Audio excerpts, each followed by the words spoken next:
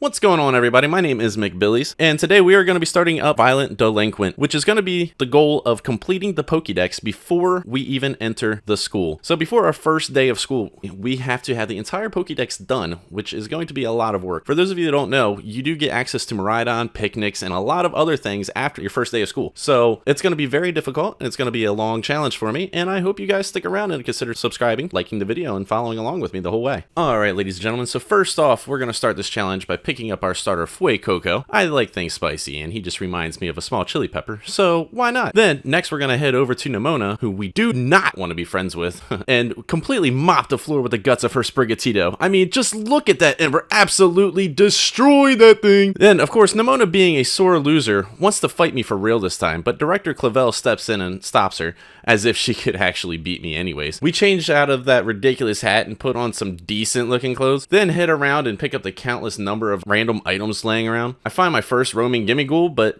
just can't get to it no matter how hard I try. There's plenty more around the map, so I inevitably just move on. Nemona then leads me over to Poco Path, where she wants me to capture a Lechonk. Joke's on her. We were already planning on doing that. After tossing a Pokeball, we now have our second Pokedex completion, Lechonk.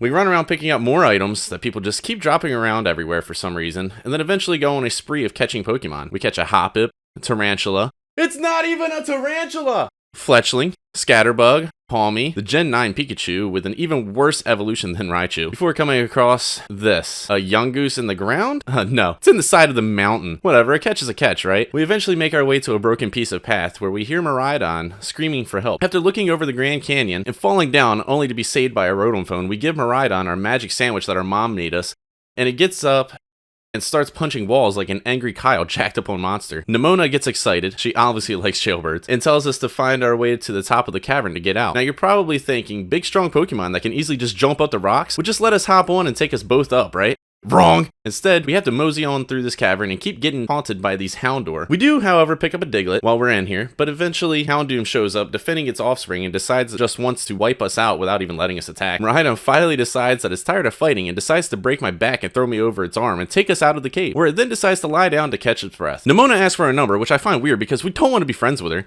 but we give it to her anyways. We now head over to the lighthouse like she wanted us to do, and run into this weird guy that knows Miraidon. He then challenges me to a battle, like Nemona, goes down without any problems. He then gives us Miraidon's Pokeball, and with that makes our 10th Pokedex entry. Even though it's not technically registered yet, we still only need 390 more to go. This should be easy, right? After getting Miraidon's ball, we then head up to the top of the lighthouse and look at the gates of the school that I won't be going through anytime soon, and take a short break to take some selfies because thumbnails. We head back down the ladder and start heading towards Los Platos, which literally translates to dishes in English. I don't know about you, but I hate doing dishes. We run into this little youngster on the way, and I clean his plate. Bad joke. I just figured since we were talking about dishes, never mind. I get the money from him, and now on to catching as many Pokemon as we can, and picking up every single item I come across. From here on out, we will be battling every trainer we come across and picking up items as much as possible. While this game is very easy to make money in, it's not the greatest without gems and such. Pokemon also don't level up extremely fast, making it a little harder towards the end of the game. But I have a solution for that. We head a little over and pick up a Psyduck, a Weasel, and a Zurill before heading down the stream to the beach area. We pick up a couple more Pokemon down here, including Wiglet, and a Magikarp after throwing a ton of balls at it, instead of just walking up to it like any normal person would do. An Arrokuda that was a little farther out, making Fuecoco use his floaties, and a Wingull. We then turn around and see a Hoppip flying high in the air and decide this is the best chance to show you guys how we will be getting around this map without going to school. So, using a little Harry Potter magic with my Pokeball, we teleport to the top of this mountainside and voila! We are somewhere we shouldn't be already. We turn the Hoppip into burnt toast and decide to see what we can find up here. I figure we should go over the rules for this challenge. Number 1, I cannot enter the gates of the school before completing the entire Pokedex. Number 2, no trading of any Pokemon until I have completed the base game's Pokedex. So that's going to be all but the Paradox Pokemon, Armarouge, and the legendaries that are locked behind the magical doors. I can only trade for those after base completion. I am allowed to use Union Circle to complete the other version's exclusives. That's going to include Larvitar, Drifloon, Stunky, Dino, Skrelp, Oranguru, and Stonjourner. Number 4, I can breed for the starters, but I have no access to picnics, so it'll be a little harder to do. It will have to be done in a Union Circle. Number 5, I have no access to Miraidon or Koraidon, gyms, Titans, Team Star, nor picnics on my own. So there's no climbing, swimming, jumping, etc. Anything that I would normally be able to do in the game after the school, I obviously can't do that because I don't have access to it. I take a quick stroll around, find a Gimmighoul coin, and eventually a Gimmighoul chest. We try to go back down to the cavern to get a Houndour, but the game won't let me yet. So, back towards dishes, Los Platos, and we find a Deerling, and a horde of Combi. I scope out the female one with the red spot in the middle and throw my Fuecoco at it.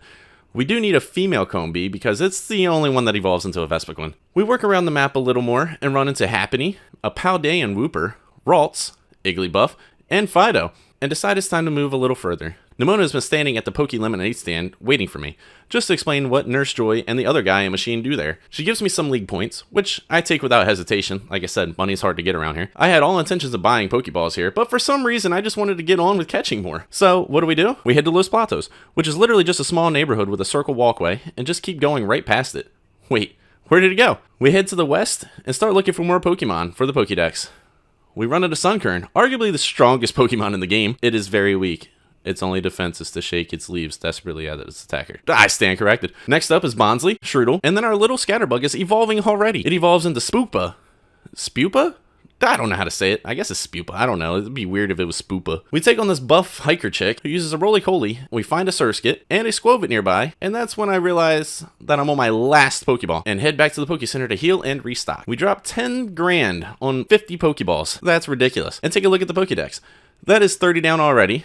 And we're not even done with Area 1 yet. I remember that you can claim rewards for the amount of Pokemon you've registered and click X to do so. That gives us 3 Stardust, 10 Great Balls, and a Thunderstone. Now that we're short on cash, let's go knock out a few more trainers in the area and try to build some of that back up. Starting with this student here, who uses Azurill and Houndour, which reminds me that we still haven't caught one of them yet. Wandering around a little more, we come across Oricorio, which is the first Pokemon to break out of a ball. Twice. We catch it and move on to a student up the path who sends out Bounsweet. We cook Bounsweet up with an ember and turn it into cake. Then find this youngster who sends out Choodle. We make short work of him and look up in the trees to find a Pachirisu. It was at this time that we realized that Fuecoco may be getting a little overpowered for this area now, as we one-hit it with a tackle. So we spent a couple more minutes here trying to run around, hoping that another would spawn. But it doesn't. We move on with the Pokedex and find a Choodle of my own swimming around in a small pond. We then head to the next Poke Center to create a new fast travel spot and talk to this gentleman who gives us Thunder Wave for picking on school kids. After a quick heal, we head out to battle this courier who sends out a Rookidee, more like a Rookidee, and another buff hiker chick who sends out Slackoff. We spend another 5 minutes trying to get another Pachirisu to spawn, just to no avail. We head up the side of this cliff and find a Bounsweet just chilling in the trees. Catch it, and then I see it. A Pichu sneaking up behind me during battle. Yes, I know I can get the flying Pikachu from a mystery gift, but that's not a Pichu. I find the stake in the ground, which is going to cause another problem for me in this run, which is actually impossible for me to do to begin with, which is why it's in the rules. That stake right there is one of 8 in this region that open up a door to a legendary Pokemon that was locked away with strong magic. Pulling the stakes release the chains on the magical door. However, there are a number of stakes that I just can't get to, no matter how much I try. Yes, I've tried it. So they are included in the touch trades at the end of the series. We head back to the large area of Area 1 that we skipped over earlier and pick up a Flamigo,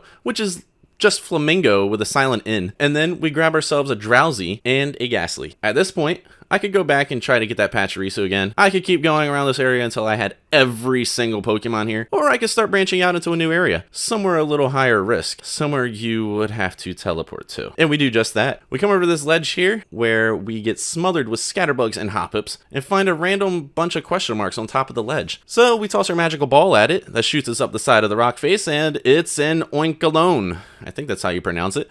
Now, I could catch this, but it would just be a waste of time for me as we already have a Lechonk. See, every Pokemon above level 20 that I catch will also disobey me, but every Pokemon under level 20 will listen to me no matter how high their level is. But there's a problem. Oinkologne KOs Fuecoco, and now our strongest Pokemon is fainted. I managed to get away on the second try and continue on the path. I wanted to reach a certain point in this video before stopping, and that is the little bridge area that connects Area 5 to Area 3 right here. I grab a couple more selfies, and then look at the Pokedex. We're at 37 now, and that just won't do for me. I like even numbers, and I'm just a tad OCD. Not really that bad though. So we head back out to round off the Pokedex and catch a Litleo, then a Knackley, and then there was just one more Pokemon. The one that I wanted to catch now was a Mankey. For those of you that don't know, Mankey got a new evolution this generation, as it can now evolve into Annihilate after learning Rage Fist at level 35. Annihilate is an absolute powerhouse for wiping out Chanseys later on and boosting my entire party's XP all at once. But there's a flaw in that plan as well, so you'll have to come back later to hear about that one. We run into a wild level 16 Mankey, and I got more excited than a kid at the candy store. We send out our freshly revived Fuecoco, and I try to catch it. Mankey breaks out and almost knocks Fuecoco out. I quickly switch to Hoppip, who puts it to sleep after getting spun around the whole world and dropped on its head for a measly 16 HP of damage, and we catch it.